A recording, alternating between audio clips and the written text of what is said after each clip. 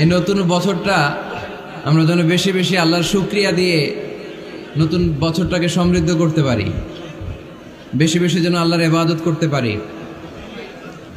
নতুন বছরে আমরা শপথ নেই, আমরা যেন অন্তরে হিংসা লালন না করি, বিদ্বেষ লালন না করি, আমরা নিজেরা যেন কাদা ছোড়াছুরি না করি, আমরা যেন মিলেমিশে একসাথে একাকার হয়ে যাই। আল্লাহ তুমি কবুল করো, আমরা পড়ি আমিন। 60টা জিনিস মানুষ মরে যাওয়ার পরে তার কবরে পৌঁছতে থাকে। ইন্না মিম্মা ইয়ালহাকুল মুমিন মিন হাসানাতিহি বা'দা মাউতিহি, মানুষ মরে যাওয়ার পরেও যে 60টা জিনিস তার কবরে পৌঁছায় তার মধ্যে একটা হচ্ছে মসজিদান বানাহু, সে যে মসজিদ বানিয়ে গিয়েছে ওই মসজিদের সওয়াব। সুবহানাল্লাহ পড়েন।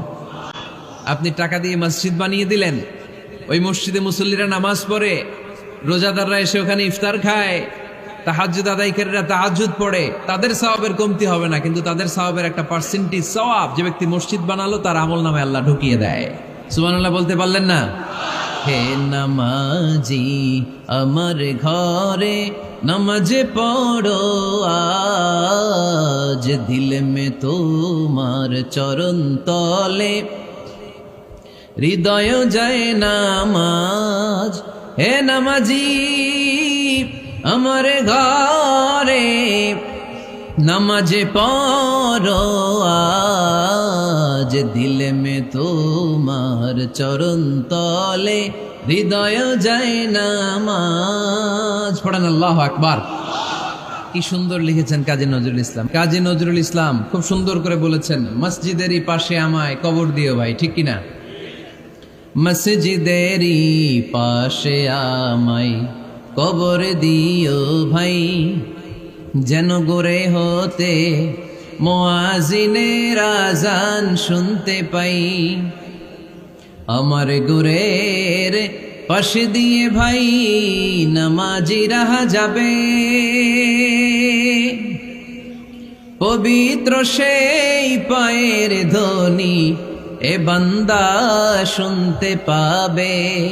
গোরা যাব হতে গুনাহগার পাইবে রেহাই, মসজিদেরই পাশে আমায় কবর দিও ভাই।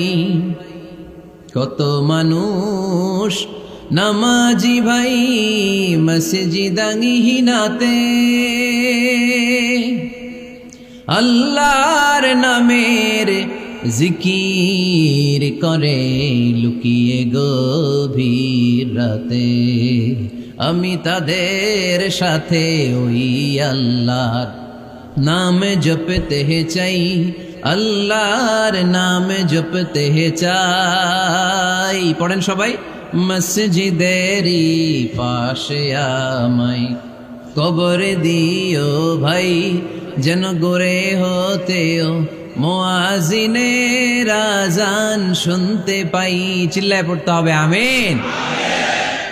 কি দরদ ছিল আমাদের জাতীয় কবি কাজী নজরুল ইসলামের, মসজিদের পাশে আল্লাহ তুমি আমার কবর দিও। আল্লাহ এই দোয়াটা কবুল করে নিয়েছে, ঠিক কিনা? ওনার কবরের পাশে মসজিদ আছে না নাই? আছে। এজন্য মসজিদের সাথে সম্পর্ক জুড়ে দেওয়া এটা ইমানদারের আলামত, আর মসজিদকে ঘৃণা করা এটা মুনাফিকের আলামত। এজন্য আমরা যেন আমাদের হৃদয়টাকে মসজিদের সাথে জুড়ে দেই, মসজিদের সাথে যেন সুসম্পর্ক থাকে। মসজিদ সবার, মসজিদ নিয়ে দলাদলি নাই। দলাদলি আছে অনেক জায়গায়, হানাফি মসজিদ, আহলে হাদিস মসজিদ, এরকম আমরা দেখি বা শুনি, এটা ঠিক না। হানাফি মসজিদ বলে কোনো কথা নাই, আহলে হাদিস মসজিদ বলে কোনো কথা নাই। মসজিদ সবার। ছোট্ট খাট্ট বিষয় নিয়ে মসজিদে মারামারি, একজন হাত তোলে আরেকজন তোলে না, কিলাকিলি আছে না নাই? একজন বলে জোরে আমিন, আরেকজন আস্তে আমিন, মারামারি আছে না নাই? এগুলো কি মারামারি করার কোনো বিষয়? কথা বলেন। সালাতে ফরজ আছে, ওয়াজিব আছে, সুন্নাহ আছে। খেয়াল করে বুঝবেন, ফরজ যদি নষ্ট হয় সালাত ভঙ্গ হয়, you have to repeat your সালাত। ওয়াজিব নষ্ট হলে সালাত ভঙ্গ হয় না, নতুন করে পড়া লাগে না, সেজদায় সাহু দিলেই সালাত আদায় হয়ে যায়। আর সুন্নাহ নষ্ট হলে নামাজ নষ্টও হয় না, নতুন করে পড়াও লাগে না, সৌ সেজদাও লাগে না, নামাজ আদায় হয়ে যায় সুন্নাহ নষ্ট হলে। এই যে হাত তোলা না তোলা এটা সুন্নাহ, আমিন জোরে বলা না বলা এটা কি সুন্নাহ। যেটা কোনো কারণে কেউ না করলেও তার নামাজ কবুল করে নিবে কে? আর এই সব সুন্নত লই আমগো দেশে গিলাগিলি। মৌলভীবাজারে মাশাআল্লাহ এগুলা নাই, এখানেও আছে।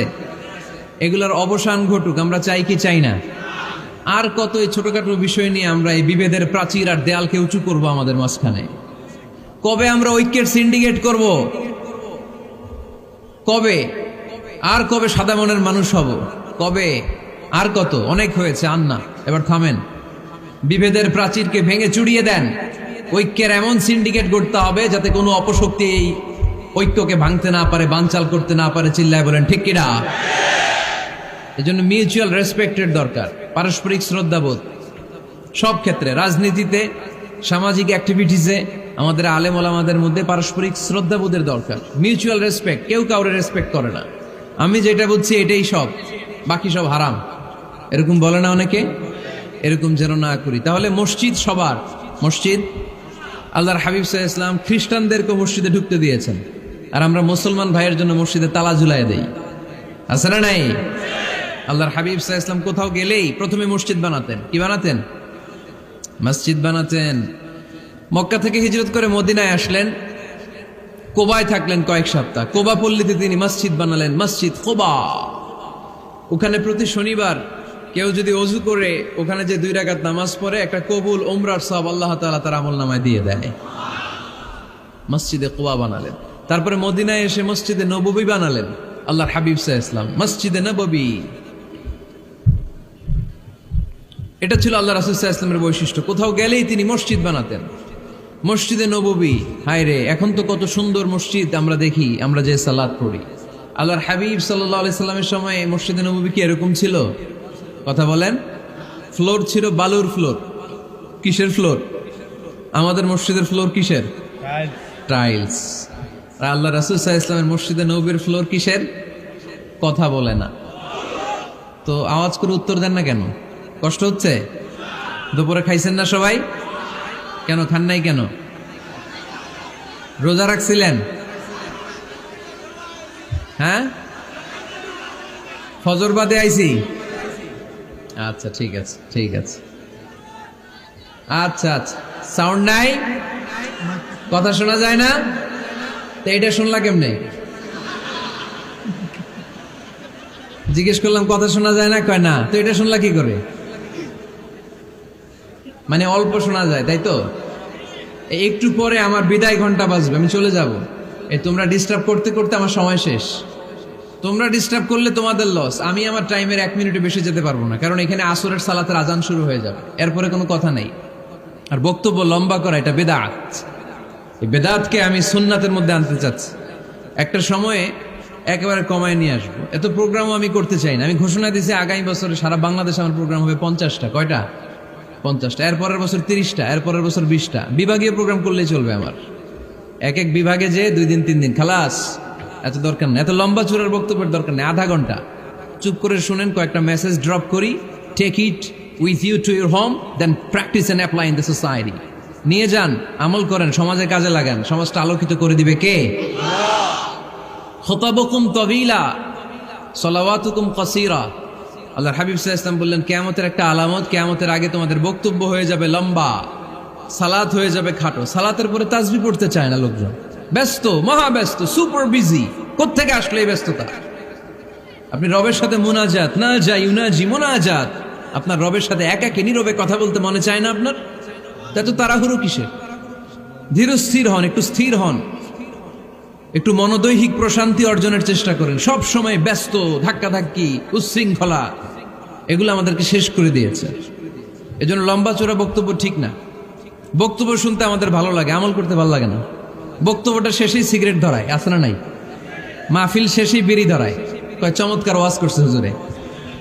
ওয়াজটা সেরকম হয়েছে, অনেক কণ্ঠ সুন্দর হুজুরের। এতদিন ইউটিউবে দেখছি, আজকে সরাসরি দেখাইছি, আছে না নাই?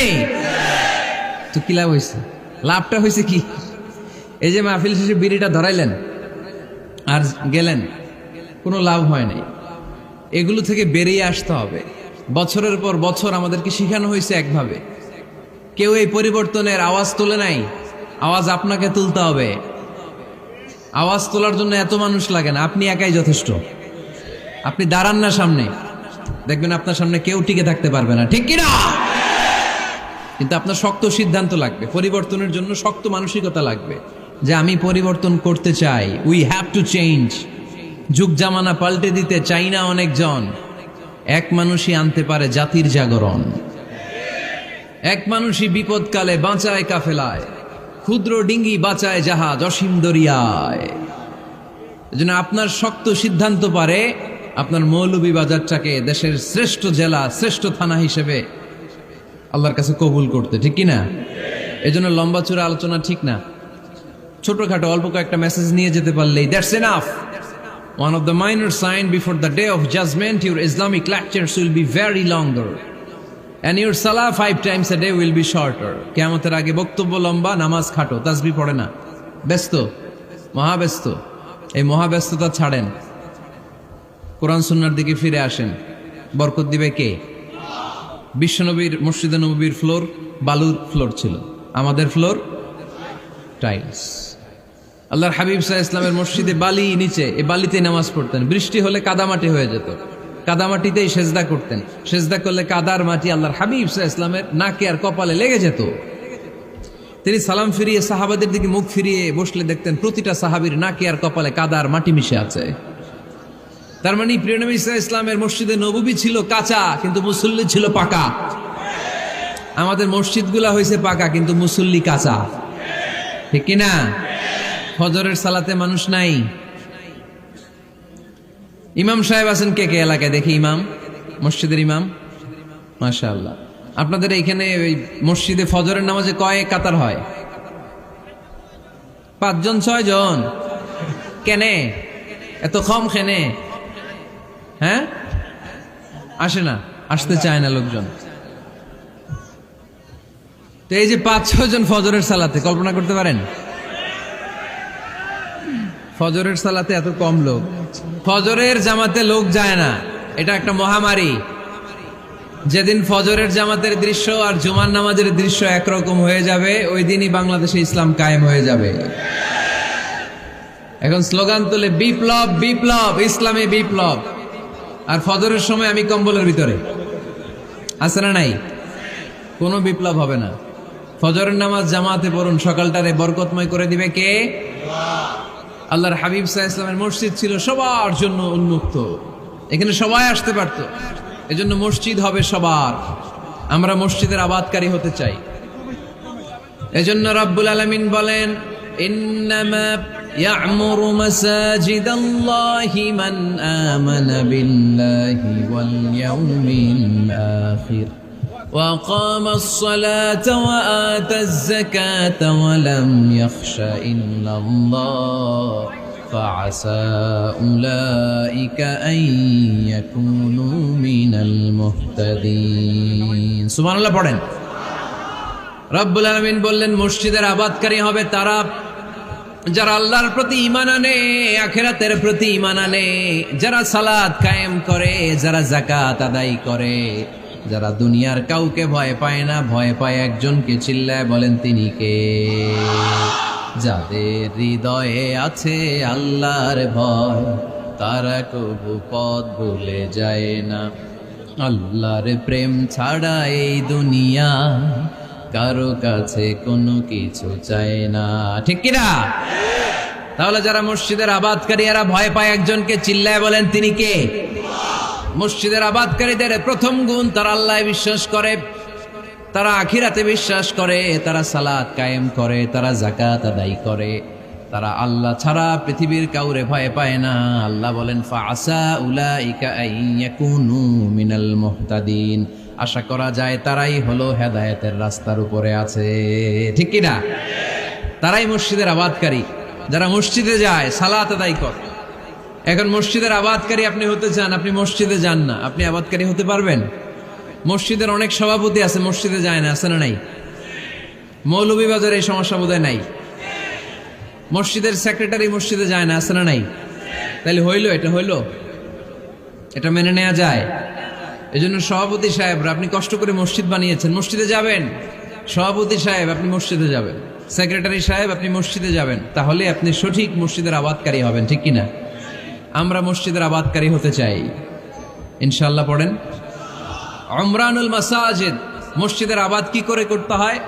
মসজিদ আবাদ করার এক নাম্বার মাধ্যম হচ্ছে মসজিদ নির্মাণ করা। কি করা? নির্মাণ করা। খেয়াল করবেন, আল্লাহর হাবিব সাল্লাল্লাহু আলাইহি ওয়াসাল্লাম বলেছেন, মান বানা মসজিদান মিন মালিহি ফিদ দুনিয়া বানাল্লাহু লাহু বাইতান ফিল জান্নাহ। যে ব্যক্তি নিজের পকেটের টাকা খরচ করে দুনিয়াতে মসজিদ বানায়, আল্লাহ তাআলা তার জন্য জান্নাতে ঘর বানায়। 60টা জিনিস মানুষ মরে যাওয়ার পরে তার কবরে পৌঁছতে থাকে। ইন্না মিম্মা ইয়ালহাকুল মুমিন মিন হাসানাতিহি বা'দা মাউতিহি, মানুষ মরে যাওয়ার পরেও যে 60টা জিনিস তার কবরে পৌঁছায়, তার মধ্যে একটা হচ্ছে মসজিদান বানাহু, সে যে মসজিদ বানিয়ে গিয়েছে ওই মসজিদের সওয়াব। সুবহানাল্লাহ পড়েন। আপনি টাকা দিয়ে মসজিদ বানিয়ে দিলেন, ওই মসজিদে মুসল্লিরা নামাজ পড়ে, রোজাদাররা এসে ওখানে ইফতার খায়, তাহাজ্জুদ আদায়কারীরা তাহাজ্জুদ পড়ে, তাদের সওয়াবের কমতি হবে না, কিন্তু তাদের সওয়াবের একটা পার্সেন্টেজ সওয়াব যে ব্যক্তি মসজিদ বানালো তার আমলনামায় আল্লাহ ঢুকিয়ে দেয়। এজন্য বেশি বেশি মসজিদ বানাতে রাজি আছেন তো? তাহলে মসজিদ আবাদ করার প্রথম মাধ্যম হচ্ছে মসজিদ বানানো। 2 নাম্বার মাধ্যম হচ্ছে মসজিদে যে জামাতে সালাত আদায় করা। জামাতে সালাতুল জামাআ তাফদুলু সালাতাল ফাযযি বি27 দারাজা। ঘরে নামাজ পড়লে একা একা পড়লে যেই সওয়াব, জামাতে পড়লে 27 গুণ বেশি সওয়াব। সুবহানাল্লাহ বলতে পারলেন না? হে নামাজি আমার ঘরে নামাজ পড়ো আজ, দিলে মে তোমার চরণ তলে হৃদয় যায় নামাজ। হে নামাজি আমার ঘরে নামাজ পড়ো আজ, দিলে মে তোমার চরণ তলে হৃদয় যায় নামাজ। পড়েন আল্লাহু আকবার। কি সুন্দর লিখেছেন কাজী নজরুল ইসলাম। মসজিদ কেমন যেন মসজিদ তার নিজের ভাষায় আল্লাহর কাছে কেঁদে কেঁদে ফরিয়াদ জানায়, আল্লাহ নামাজিরা আমার ঘরে আসে না, কি সুন্দর টাইলস, কি সুন্দর মুসল্লা, কি সুন্দর এয়ার কন্ডিশন, সব আছে কিন্তু মুসল্লি নাই, ঠিক কিনা? মসজিদগুলো আল্লাহর কাছে ফরিয়াদ জানায়। এজন্য আমরা যেন মসজিদমুখী হই। কি মুখী? আওয়াজ করে বলতে হবে, কি মুখী? মসজিদমুখী। তাহলে মসজিদ আবাদের 1 নাম্বার পদ্ধতি মসজিদ বানানো। 2 নাম্বার মসজিদে বেশি বেশি যে জামাতে সালাত আদায় করা। 3 নাম্বারে মসজিদের সাথে সম্পর্ক জুড়ে দেওয়া, হৃদয়টা যেন সবসময় মসজিদের সাথে লেগে থাকে। আল্লাহর হাবিব সাল্লাল্লাহু আলাইহি ওয়াসাল্লাম বললেন, সাবআতুন ইউযিল্লুহুমুল্লাহু ফি যিল্লি ইয়াওমা লা যিল্লা ইল্লা যিল্লু। 7 শ্রেণীর ব্যক্তিকে আল্লাহ তাআলা কিয়ামতের দিন আরশের নিচে ছায়া দিবে, যেদিন আল্লাহর আরশের ছায়া ছাড়া কোনো ছায়া পৃথিবীতে থাকবে না। সেই দিনটা কি এই দিনের মতো? কিয়ামতের দিনটা আজকের এই দিনের মতো হবে? 50,000 বছর হবে। এটা লেন্থ, এটা ডিউরেশন। কাআন সাফসাফা লা তারা ফিহা ইওয়াজা ওয়ালা আমতা, লেভেল প্লেইং ফিল্ড, তামার জমিন। একটু কল্পনা করেন তো ওই দিনটা কত ভয়ঙ্কর। বাবা ছেলেরে চিনবে না ওই দিন, ছেলে বাবারে চিনবে না, স্ত্রী স্বামীকে চিনবে না, স্বামী স্ত্রীকে চিনবে না, পীর সাহেব মুরিদ চিনবে না, মুরিদ পীর সাহেবকে চিনবে না, নেতা কর্মীকে চিনবে না, কর্মী নেতাকে চিনবে না। হায় হায়, ইয়া নাফসি ইয়া নাফসি বলে কাঁদবে। সূর্যটা মাথার কাছে চলে আসবে, সূর্যের তাপে মাথার মগজগুলো গলে গলে নাকের ছিদ্র আর কানের ছিদ্র দিয়ে টপ টপ করে বেয়ে বেয়ে পড়বে। তৃষ্ণায় মানুষগুলো পাগল পাড়া, জিহ্বাটা বের হয়ে নাভি পর্যন্ত ঝুলতে থাকবে। সেদিন সবাই পাগলের মতো ছুটতে থাকবে, কোনো ছায়া নাই আল্লাহর আরশের ছায়া ছাড়া। আল্লাহর হাবিব বললেন, 7 শ্রেণীর ব্যক্তিকে আল্লাহ তাআলা আরশের নিচে ছায়া দিবেন। এর মধ্যে 1 শ্রেণীর ব্যক্তি রাজুলুন কলবুহু মুআল্লাকুন বিল মাসাজিদ, ওই ব্যক্তি যার হৃদয়টা সবসময় আল্লাহর মসজিদের সাথে লেগে থাকে। মসজিদের সাথে যার হৃদয় লেগে থাকে তাকে আরশের নিচে ছায়া দিবে কে? এজন্য মসজিদের সাথে যেন আমাদের হৃদয়গুলো লেগে থাকে। অনেকেই দেখবেন এত ভালো নামাজে, জোহর পরে টেনশন করে আসরটা কই পড়বো, আসর পরে চিন্তা করে মাগরিবের সময় আমি কোথায় থাকবো, মাগরিবের সময় টেনশন, ইস এশাটা হয়ে গেলেই তো শেষ। এরকম লোক আছে না নাই? এদেরকে সেই কঠিন ভয়াবহ দিনে আরশের নিচে ছায়া দিবে কে? তারপরে মসজিদ আমাদের 4 নাম্বার পদ্ধতি, মসজিদকে পরিচ্ছন্ন রাখা, মসজিদকে ঝাড়ু দেয়া। মসজিদকে যারা পরিষ্কার করে তাদের হৃদয়ের যন্ত্রণা দূর করে দেয় কে? সাইয়েদনা ইব্রাহিম আলাইহিস সালাম এবং ইসমাঈল আলাইহিস সালামকে আল্লাহ তাআলা আদেশ করেছেন তাহহিরা বাইতিয়া লিত্তাইফিনা ওয়াল আকিফিনা ওয়ার রুকআই সুজুদ। হে ইব্রাহিম, ইসমাঈল, বাপ বেটা দুইজন মিলে মসজিদ ঝাড়ু দাও। কি ঝাড়ু দাও? মসজিদেরি ঝাড়ু বড়দার ও কামারে হাত শোনো আমারে মুনাজাত। পড়েন, শোনো শোনো ইয়া ইলাহি আমারে মুনাজাত, শোনো আমারে মুনাজাত। পড়েন আমিন। মসজিদ ঝাড়ু দেওয়া মসজিদ আবাদের অন্তর্ভুক্ত। আপনারা কেউ কোনোদিন মসজিদ ঝাড়ু দিয়েছেন নাকি? কে কে দিয়েছেন দেখি? সবাই? সবাই মসজিদের খাদেম? মাশাআল্লাহ। আমিও দিছি মসজিদ ঝাড়ু, অনেক দিছি। মাশাআল্লাহ, আল্লাহ তুমি কবুল করো। যাদের হৃদয়ে বড় জ্বালা, ফ্যামিলিতে সুখ নাই, শান্তি নাই, তারা হৃদয়ে প্রশান্তি আনতে চাইলে এতিমখানায় যাবেন, এতিমের মাথায় হাত বুলিয়ে দিবেন, এতিমের মুখে খাবার তুলে দিবেন। আপনার হৃদয়টারে নরম করে দিবে কে? আল্লাহর ঘর মসজিদে যাবেন, নিজ হাতে মসজিদটারে একটু পরিষ্কার করে দিবেন, আপনার জীবনটারে উজালা করে দিবে কে? তাহলে এগুলো করার মাধ্যমে আমরা মসজিদের আবাদ করতে চাই। আমরা মসজিদের আবাদকারী হতে চাই কি চাই না? আল্লাহর ঘর মসজিদ আবাদ করার মতো শ্রেষ্ঠ কাজ পৃথিবীতে হতে পারে না। এই মসজিদের কিছু আদব আছে, আল্লাহ রাসূল সাল্লাল্লাহু আলাইহি ওয়াসাল্লাম বলেছেন এই আদবগুলো মেনটেন করে যেন আল্লাহর ঘর মসজিদের সাথে আমরা ব্যবহার করি। মসজিদের 1 নম্বর আদব হচ্ছে মসজিদে ওযুর সাথে প্রবেশ করা। কিসের সাথে? ওযু করে পরিচ্ছন্ন হয়ে মসজিদে প্রবেশ করা। এজন্য অপবিত্র অবস্থায় গোসল ফরজ, এরকম অবস্থায় মসজিদে ঢোকা যাবে?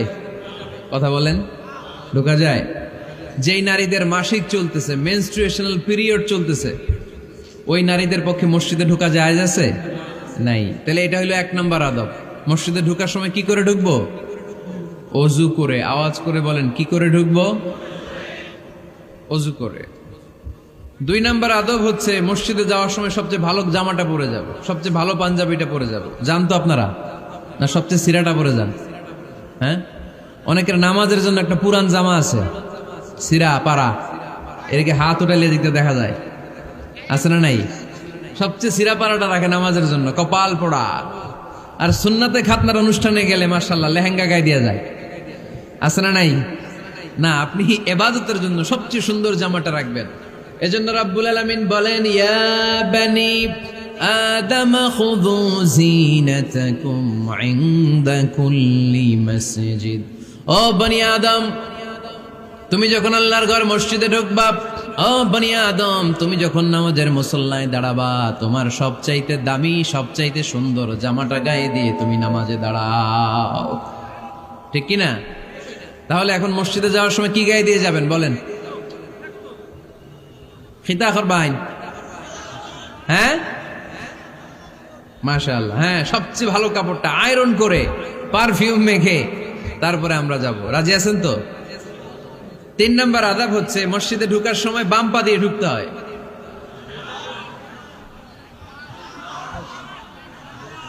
কোন পা? আরো জোরে। এদেরকে গুতা মারা লাগে, নাইলে আওয়াজ বাড়ে না। এরকম ভলিউম টাইট করতে হয়, ভলিউম হাই করলে আর পরে বাড়ে। এমনি বলতে চায় না। আর ঘটনা কি? হ্যাঁ, খায় নাই। বদরের যুদ্ধ হয়েছিল রমাদানে, কোনো সাহাবী খায় নাই। না খাইয়া একেবারে সাইজ করে দিছে কাফেরদেরকে। আমরা না খেলেও আমাদের হৃদয়ে ইমানি শক্তি আছে না নেই? এই তো বোঝা যাচ্ছে ইমানি শক্তি আছে। এতক্ষণ আছিল কই? তো মসজিদে ঢোকার সময় কোন পা দিয়ে? এগুলো মনে থাকে আমাদের?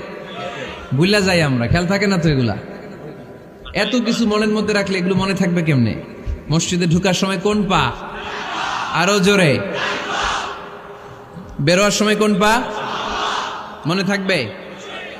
মসজিদে যখন ঢুকবেন ডান পা দিয়ে ঢুকবেন, আর দোয়া পড়বেন, আউযু বিল্লাহিল আযীম ওয়া বিওয়াজহিল কারীম ওয়া সুলতানিহিল কদীম মিনাশ শাইতানির রাজীম। বিষ্ণু সাল্লাল্লাহু আলাইহি ওয়াসাল্লাম বললেন, যে ব্যক্তি মসজিদে ঢোকার সময় এই দোয়াটা পড়বে, শয়তান আফসোস শুরু করে। সে বলে, হায় হায়, আজকের দিনের জন্য, সারা দিনের জন্য তো তুই আমার ওয়াসওয়াসা থেকে বেঁচে গেলি। আজকের সারা দিনের জন্য তোরে আমি হারালাম। আজকের সারাটা দিন আল্লাহর পক্ষ থেকে প্রোটেকশন নিয়ে তুই বেঁচে গেলি। আজকের জন্য যা, কালকে তোরে আমি ধরবো। এজন্য এই দোয়াটা পড়ার দরকার আছে না? আউযু বিল্লাহিল আযীম ওয়া বিওয়াজহিল কারীম ওয়া সুলতানিহিল কাদীম মিনাশ শাইতানির রাজীম। 4টা বাক্যের দোয়া। মুখস্থ করতে কষ্ট হলে যে ইউটিউবে চলে যাবে আজকেই, ওখান থেকে শুনে আপনারা মুখস্থ করে নেবেন, এই দোয়াটা পড়বেন। তাহলে ওই দিনের জন্য শয়তানের ওয়াসওয়াসা, টেম্পটেশন, প্রভোকেশন থেকে আপনি আল্লাহ তাআলার প্রোটেকশনে চলে গেলেন। সুবহানাল্লাহ পড়েন। তারপর আল্লাহর হাবিব বললেন, ঢোকার আগে আমারে সালাম দাও। পড়বেন, আসসালামু আলাইকা আইয়ুহান নাবিয়্যু ওয়া রাহমাতুল্লাহি ওয়া বারাকাত। এই 2টা জিনিস যখন করে ফেললেন, তখন ডান পা দিয়ে পড়বেন, আল্লাহুম্মা আফতাহ লি আবওয়াবা রাহমাতিক। সুবহানাল্লাহ পড়েন। আল্লাহুম্মা আফতাহ লি, ও আল্লাহ আমার জন্য তুমি খুলে দাও আবওয়াবা রাহমাতিক, তোমার রহমতের দরজা। তার মানে মসজিদে ঢুকলে রহমত পাওয়া যায় কি যায় না? মসজিদে ঢুকলে পাওয়া যায় রহমত। মসজিদের বাইরে রহমতের কথা আল্লাহ বলে নাই, মসজিদের ভিতরে রহমত। কোথায় রহমত? কোথায়? মসজিদের ভিতরে রহমত আছে না? তার প্রমাণ, মসজিদে ঢুকলেই শান্তি লাগে কেমন জানি, আর ঘুমে ধরে। মসজিদে ঘুমাইছেন কারা কারা দেখি? সবাই ঘুমাইছেন? আরে আমি কত ঘুমাইছি। জুমার নামাজের সময় যে কি ঘুম আসে, আসে আসে কমন পড়ছে, একেবারে কমন পড়ে গেছে। ঘুম আসে কারণ রহমত, রহমতের ঝিরি ঝিরি বাড়ি ধারা আল্লাহ তাআলা আরশের উপর থেকে নাজিল করতে থাকে। আর এই রহমতের কারণে হৃদয়টা প্রশান্ত হয়ে যায়, অনেকের ঘুমও চলে আসে, ঠিক কিনা? এজন্য আল্লাহুম্মা আফতাহ লি আবওয়াবা রাহমাতিক, ও আল্লাহ তোমার রহমতের দরজাগুলো আমার জন্য খুলে দাও। এই দোয়া পড়লে রহমতের দরজা খুলে দেয় কে? আবার মসজিদ থেকে যখন বের হবেন তখন কোন পা দিয়ে? জোরে বলেন। বাম পা দিয়ে কি পড়বেন? আল্লাহুম্মা ইন্নী আসআলুকা মিন ফাদলিক, ও আল্লাহ তোমার কাছে আমি তোমার পক্ষ থেকে ফদল চাই, মানে রিজিক চাই। রিজিক দেওয়ার মালিক কে? তার মানে খুব সোজা সাপটা কথা হচ্ছে, মসজিদের ভিতরে পাওয়া যায় রহমত, আর বাইরে পাওয়া যায় ফদল বা রিজিক। বাইরে পাওয়া যায় কি?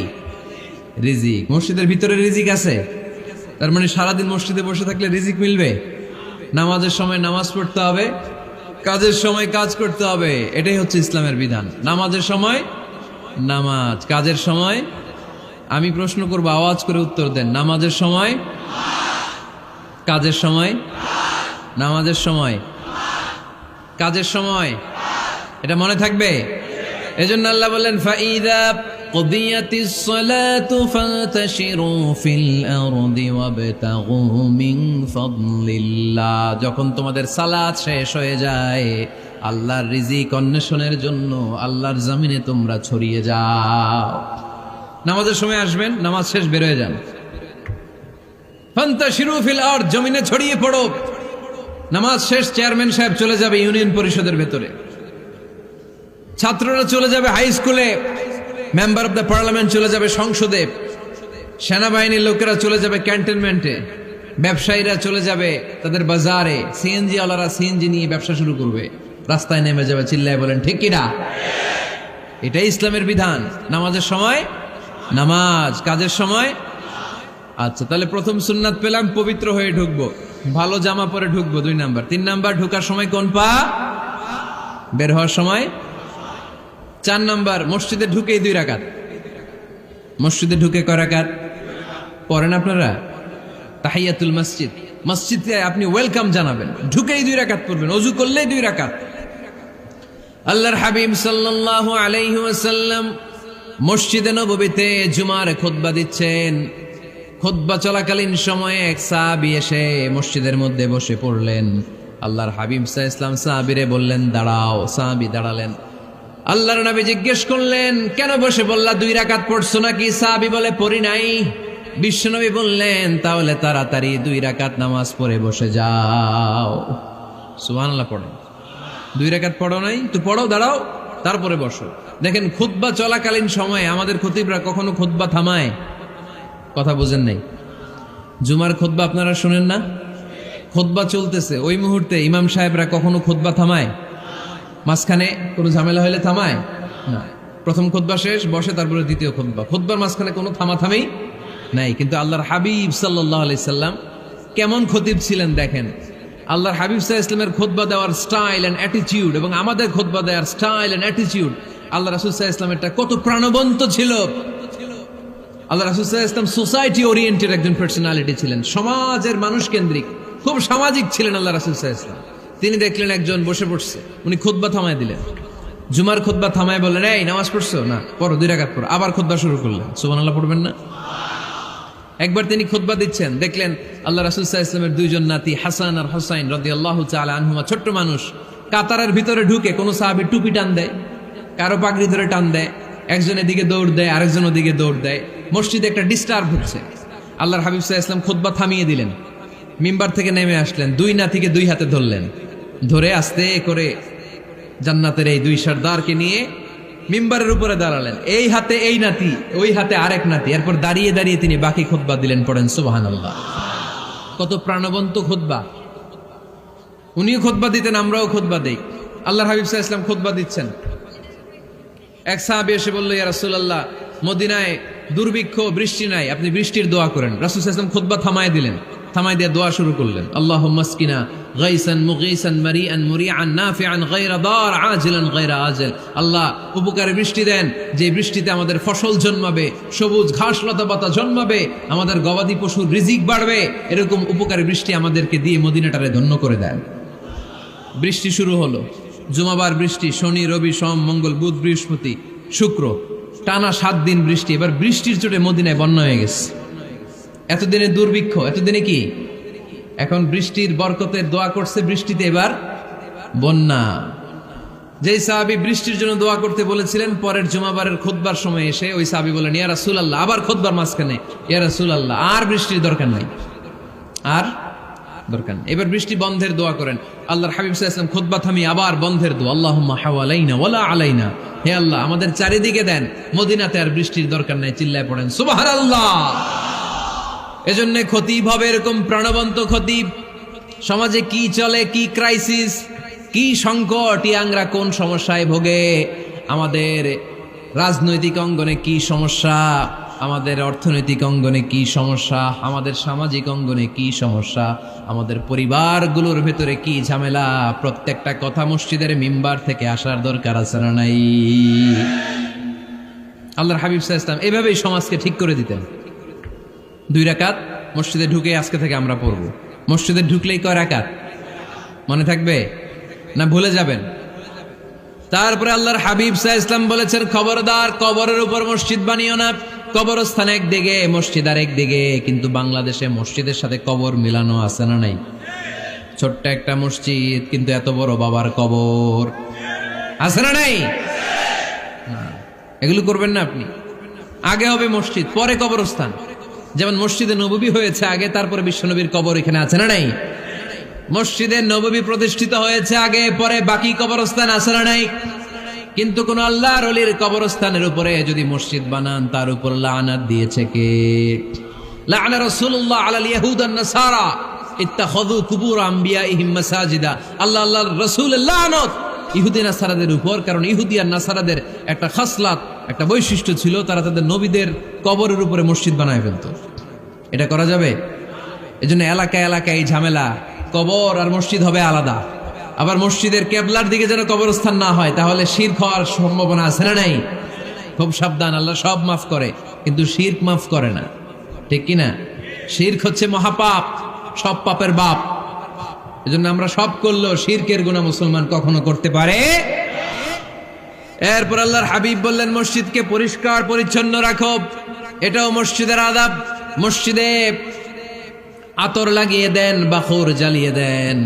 আপনাদের এই এলাকার মধ্যে তো বাখুরের অভাব নাই, আগরের অভাব নাই, ঠিক কিনা? গতকাল প্রোগ্রাম ছিল কই? সুজানগর, আগরের রাজধানী। আগর চিনেননি আপনারা? হ্যাঁ, এই যে দেহনেল উদ পারফিউম, আপনাদের এই যে মাহাতাব সাহেবের আল হারামাইন, এরপরে যে আজমল কোম্পানি, এও আপনাদের এই মৌলভীবাজার এলাকার। এরকম অনেক কোম্পানি আছে দুবাই ভিত্তিক, গোটা বিশ্বে ওনারা ব্র্যান্ডিং করেছে। এগুলোর র ম্যাটেরিয়াল, কাঁচামাল যায় হচ্ছে আপনাদের মৌলভীবাজার থেকে। সম্মানিত ভাইয়েরা, মসজিদ পরিষ্কার পরিচ্ছন্ন রাখবেন, এই বাখুর জ্বালাবেন, দেহনেল উদ, এই পারফিউমগুলো ছড়িয়ে দিবেন। মসজিদের মধ্যে অনেক মসজিদে দুর্গন্ধ আছে না নাই? এই কার্পেটের মধ্যে ময়লা, পরিষ্কার করেন। আল্লাহর হাবিব সাল্লাল্লাহু আলাইহি ওয়াসাল্লাম বলেছেন, খবরদার। আম্মা জান আয়েশা বর্ণনা করেন, আমার রাসূলুল্লাহ সাল্লাল্লাহু আলাইহি ওয়াসাল্লাম বিবিনাইল মসজিদ ফি দুয়ার, ওয়া আন তুতাইয়াবা ওয়া তুনাজ্জাফ, আমরা যেন এলাকা এলাকায় মসজিদ বানাই, মসজিদগুলোকে যেন পারফিউম দিয়ে আতর দিয়ে সুগন্ধময় করে দেয়, বিশ্বনবী আদেশ করেছেন। সুবহানাল্লাহ পড়েন। এজন্য কোনো অপরিচ্ছন্ন মসজিদ থাকতে পারবে না। মসজিদের পাশ দিয়ে গেলে আতরের ঘ্রাণে আমোদ হয়ে লোকজন যেন বুঝতে পারে এটা আল্লাহর ঘর, মসজিদ। চিল্লায় বলেন ঠিক কিনা? এরপরে আল্লাহর হাবিব সাল্লাল্লাহু আলাইহি ওয়াসাল্লাম বলেছেন মসজিদের আরেকটা আদব হলো মসজিদকে অতিমাত্রায় ডিজাইন না করা। বেশি ডিজাইন করা যাবে না। এমন ডিজাইন করা যাবে না যে এটা মসজিদ বোঝাই যায় না। এত লাইটিং ফাইটিং করে, এটা কি মসজিদ না কমিউনিটি সেন্টার বোঝাই যায় না। আছে না নাই? আছে। এরকম যেন আমরা না করি সম্মানিত ভাইরা। বিশেষ করে মসজিদের সামনের দেয়ালে। কোন দেয়ালে? সামনের দেয়ালটা কেবলার দিকে যেই দেয়াল, এই দেয়ালটা হতে হবে ফ্রেশ, যাতে করে মানুষের দৃষ্টি আকর্ষণ না করে। প্রায় মসজিদের দেয়ালের মাঝখানে দেখবেন আপনি ক্যালেন্ডার ঝুলায় রাখে, আছে না নাই? মৌলভীবাজারের কি অবস্থা? খিতা খবর আছে? তো এই যে ক্যালেন্ডার ঝুলায় রাখে, ওইখানে দেখবেন বিভিন্ন মসজিদের ছবি, এতিমখানার ছবি, মানুষের ছবি। তো মানুষ নামাজও পড়ে, আবার ওগুলোও তাকায়, আছে না নাই? প্রথম কাতারে পরে ওইখানে কি লেখা এগুলো পরে, তার ডিস্টার্ব হচ্ছে না? এই মুসল্লির দৃষ্টি যাতে অন্যদিকে না যায় এটা খেয়াল রাখতে হবে। যদি পারা যায় মসজিদের সামনে কোনো ঘড়ি টড়ি চলবে না। ঘড়ি মসজিদের পেছনের দেয়ালে, সময়সূচি পেছনের দেয়ালে, সব পেছনে। সময় কয়টা বাজে ওটা ইমাম দেখলেই চলবে, ইমাম এভাবে দেখে নিবে, আপনারাও দেখে নিবেন। কিন্তু সামনের দেয়ালটা যত সিম্পল করা যায়। আল্লাহর হাবিব সাল্লাল্লাহু আলাইহি ওয়াসাল্লাম নামাজ পড়া অবস্থায় সামনে এমন কিছু রাখতেন না যেটার দ্বারা আল্লাহর হাবিব সাল্লাল্লাহু আলাইহি ওয়াসাল্লামের সালাতে মনোযোগ অন্যদিকে চলে যায়। আমরা যখন সালাত পড়ি, যদি অন্যদিকে তাকাই, ফেরেশতার মাধ্যমে আল্লাহ একটা ডাক দেয়, বলে আকবিল, এই বান্দা ফিরে আয়, তোর নজর থাকা দরকার সিজদার জায়গায়, ফিরে আয়। আপনি আবার যখন অন্যদিকে তাকান, আল্লাহ বলে ফিরে আয়, সিজদার দিকে তাকা। আপনি আবার যখন ঘড়ির দিকে তাকান, আল্লাহ বলে আকবিল, ফিরে আয়, সিজদার দিকে তাকা। আপনি যখন আবার অন্যদিকে তাকান, তখন আল্লাহ বলে লা হাজাতা লি ইলা সালাতিক, তোর এই নামাজের দরকার আমার নাই। নাউজুবিল্লাহ পড়বেন না? তোর এই নামাজের দরকার আমার নাই। অজু করে কষ্ট করে যাকে খুশি করার জন্য আপনি সালাতে দাঁড়ালেন, উনি যদি বলে এই নামাজের দরকার নেই, তা কার জন্য নামাজ পড়লেন আপনি? কথা কি বুঝতে পেরেছেন? এই জন্য এলাকার গণ্যমান্য ব্যক্তিবর্গ আছে, আমাদের চেয়ারম্যান সাহেব আছে, আরো অন্যান্য বিজনেস ম্যাগনেটরা আছে। আপনারা মসজিদ যখন নির্মাণ করবেন, সামনের দেয়ালটা যত সাদামাটা হতে পারে ততই ভালো। এমনকি জায়নামাজের মধ্যে এখন কাবা ঘরের ছবি আছে না নাই? আছে না? কি মুসলমান আমরা! নিজের কাবারে নিজে লাথি মারি নামাজের আগে, মনের অজান্তে নিজের কাবাকে নিজে লাথি মারছি। এরকম জায়নামাজ ব্যবহার করা নিষেধ। চিল্লায় বলেন ঠিক কিনা? সাদা ফ্রেশ জায়নামাজ বাজারজাত করেন, আপনাদের সিদ্ধান্তই ওনাদের ব্যবসা বয়কট হয়ে যাবে। আপনারা যদি এখন থেকে মসজিদের মিনারা আর কাবা ঘরের যে প্রতিকৃতি বা ছবি, এরকম ছবি সম্বলিত জায়নামাজ কিনা বন্ধ করে দেন, এদের মার্কেট থাকবে? কথা বলেন। কালকে থেকে আমরা জায়নামাজ কেনার সময় ফ্রেশ জায়নামাজ কিনবো। কোনো মসজিদ, কোনো মিনার, আমাদের কাবা ঘরের ছবি সম্বলিত কোনো জায়নামাজ কিনা যাবে? আওয়াজ করে বলেন, যাবে? যাবে না। এগুলো হচ্ছে মসজিদের আদাব। এগুলো রক্ষা করে মসজিদে ঢোকার দরকার আছে না নাই? পৃথিবীতে 3টা মসজিদ সবচাইতে শ্রেষ্ঠ মসজিদ। কয়টা? আওয়াজ করে বলেন না। 1 নাম্বার মসজিদুল হারাম, ফাওয়াল্লু উজুহাকুম শাতরা। যেখানেই তোমরা নামাজ পড়ো না কেন, মসজিদের হারামের দিকে হয়ে নামাজ পড়ো। কেবলা কোন দিকে আজকে? এদিকে, এইদিকে কেবলা। আমি যদি এদিকে হয়ে পড়ি, নামাজ হবে না? হবে না কেন? কারণ কেবলামুখী হয়ে নামাজ পড়া ফরজ। চিল্লায় বলেন ঠিক কিনা? মসজিদুল হারাম পৃথিবীর প্রথম মসজিদ। ওখানে একটা ঘর আছে, ঘরটার নাম হলো কাবা। ইন্না আউওয়ালা বাইতিন উদিআ লিন-নাসি লাল্লাযী বিবাক্কাতা মুবারাকা। এই পৃথিবীর প্রথম ঘর, যেই ঘরটা স্থাপিত হয়েছে বাক্কা শহরে। বাক্কা মক্কার আগের নাম, এখন শহরের নাম মক্কা। আগে নাম ছিল কি? সবাই বলেন, কি নাম ছিল? বাক্কা। এটা পৃথিবীর আদি ঘর। সব নবীদের পরশধন্য পদধূলিতে এই জায়গাটা বরকতময় হয়েছে। এটা এমন ঘর, যেই ঘরের চারদিকে 1 রাকাত নামাজ পড়লে 1 লক্ষ রাকাতের সওয়াব পাওয়া যায়। হজ উমরা করেছেন কে কে দেখি? হজ উমরা করেছেন আপনারা না? মাশাআল্লাহ। আমরা যারা করতে পারি নাই, আল্লাহ তাদেরকেও তৌফিক দাও। আমরা যেন এই কাবা ঘরে যে প্রাণ ভরে সালাত আদায় করতে পারি, আল্লাহ তৌফিক দান করো। আমরা যেন মসজিদে নববীতে যে প্রাণ ভরে সালাত পড়তে পারি, তৌফিক দান করো।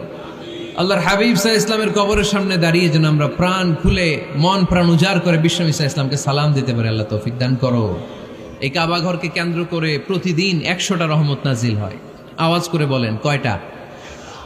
আল্লাহর হাবিব বললেন প্রতিদিন প্রতিনিয়ত 100টা রহমত নাজিল হতেই থাকে। 60টা রহমত তাদের উপর নাজিল হয় যারা কাবা ঘরের চারদিকে তাওয়াফ করে। 40 লিল মুসাল্লিন, বাকি 40টা নাজিল হয় যারা কাবা ঘরের পাশে নামাজ পড়ে। 20 লিন নাযিরিনা ইলাল কাবা, বাকি 20টা রহমত প্রতিনিয়ত নাজিল হয় যারা তাওয়াফ করে না, সালাত আদায় করে না, শুধু কাবার গিলাফের দিকে তাকিয়ে থাকে। কাবার দিকে তাকায় থাকলেই সওয়াব। সুবহানাল্লাহ পড়েন। এক রাকাতে কয় লক্ষ রাকাতের সওয়াব। এজন্য আল্লাহর হাবিব সাল্লাল্লাহু আলাইহি ওয়াসাল্লাম বলেছেন লা তুশাদ্দুর রিহাল ইল্লা ইলা সালাসাতি মাসাজিদা, স্পেশাল ভার্চু এন্ড রিওয়ার্ড, বিশেষ সওয়াবের নিয়তে পৃথিবীর এই 3টা জায়গা ছাড়া কোথাও নিয়ত করে ভ্রমণ করা জায়েজ নাই। এক হচ্ছে মসজিদুল হারাম, 2 হচ্ছে মসজিদ নববী, 3 হচ্ছে মসজিদুল আকসা। এই 3টা মসজিদ ছাড়া পৃথিবীর কোনো মসজিদে নিয়ত করে সফর করা যাবে না, বিশেষ নিয়তে সফর করা যাবে না। যে আমি যদি এই মৌলভীবাজারের জামে মসজিদে যাই বেশি সওয়াব পাওয়া যাবে, এই নিয়তে সফর করা যাবে না। বেশি সওয়াব শুধু এই 3 মসজিদে। মসজিদুল হারামে 1 রাকাতে কত রাকাতের সওয়াব? কথা কয় না, বুঝে নাই বোধহয়। কয় লক্ষ? আর মসজিদে নববীতে 1 রাকাতে 1000 রাকাতের সওয়াব। আরেক বর্ণনায় আছে 50,000, বর্ণনাটা দুর্বল। সহিহ বর্ণনায় এসেছে 1 রাকাতে 1000 রাকাতের সওয়াব। মসজিদুল আকসায় সালাত পড়লে 1 রাকাতে, এক বর্ণনায় এসেছে 250 রাকাতের সওয়াব, আরেক বর্ণনায় এসেছে 500 রাকাতের সওয়াব। এই 3টা মসজিদ ছাড়া যে নামাজ পড়লে বেশি সওয়াব হবে, এই নিয়তে সফর করা যাবে? চিল্লায় বলেন যাবে। তবে মসজিদটা দর্শন করার জন্য যেতে পারবেন।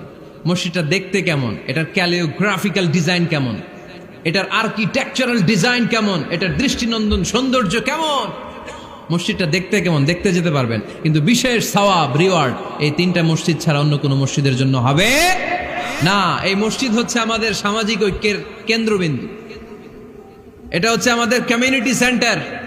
আমরা শুধু নামাজের জন্য মসজিদকে ইউজ করি, এছাড়া আরো অনেক ইউসেজ আছে মসজিদের।